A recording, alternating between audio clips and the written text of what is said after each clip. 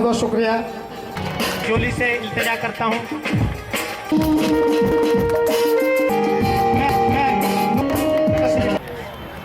RTI activist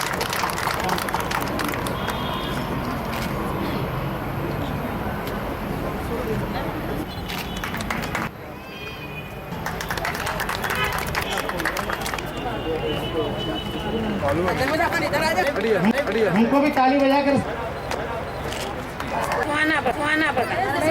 हमारे यहाँ के दिलीप कुमार भरत भाई झाला से મહિલાઓને જાગૃત કરવાના હેતુથી મહિલા માહિતી કેન્દ્ર આજ એમના ઘરમાં જ શરૂ કરવાનું જે બીડું હાથમાં ઝડપ્યું છે મહિલા પર અત્યાચાર બેનો બોલો હમ ઉઠાएंगे સુહાના બેને અને એમના પતિએ બે જે અવાજ ઉઠાવ્યો છે એ બદલ એમને એક ક્રાંતિકારી લાલ સલામ સાથે ઇન્કલાબ જિંદાબાદ। તો આ વાતની તાકાત છે, માહિતી અધિકારના તાકાત છે અને આપણે અધિકારનું સાથે સાથે હક અને અધિકારો એક સિક્કાની બે બાજુ।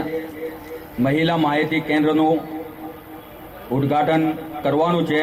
એના પહેલા આપણા વચ્ચે વક્તાઓ બી ઘણા જ છે। જુહાપુરાના ભાઈઓ તથા બહેનો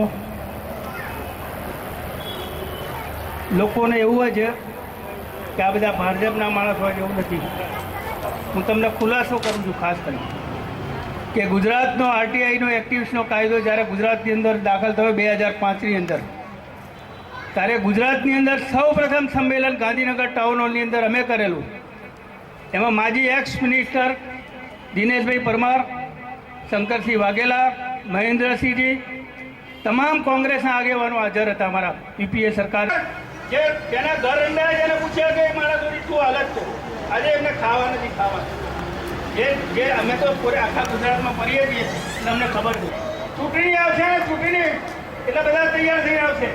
બાકી આ બધા છે ને ખોટા વચનો। વિશેષ કંઈ કહેવું નથી। દિવસ છે મહિલા સશક્તિકરણની એક પહેલ કરવાનો છે। સુહાનાબેન અને કાંતાબેન બધાએ ભેગા થઈને મહિલા માહિતી કેન્દ્ર બનાવ્યું છે। હું એમને હૃદયપૂર્વકની શુભેચ્છાઓ પાઠવું છું અને એક એવા વર્ગના લોકોને મદદ કરે કે જેમાંથી આપણી એક તાકાત દેખાય। આજના દિવસે વિશેષ કંઈ કહેવું નથી। જગતની અંદર જેનું નામ છે એવી વિશ્વની મહિલા, જે 10 મહિલાઓમાં જેનું નામ છે એવા આપણા રાષ્ટ્રીય કોંગ્રેસના અધ્યક્ષા આદરણીય સોનિયાજીના નેતૃત્વમાં આ દેશની મહિલાઓનું માન સન્માન જળવાય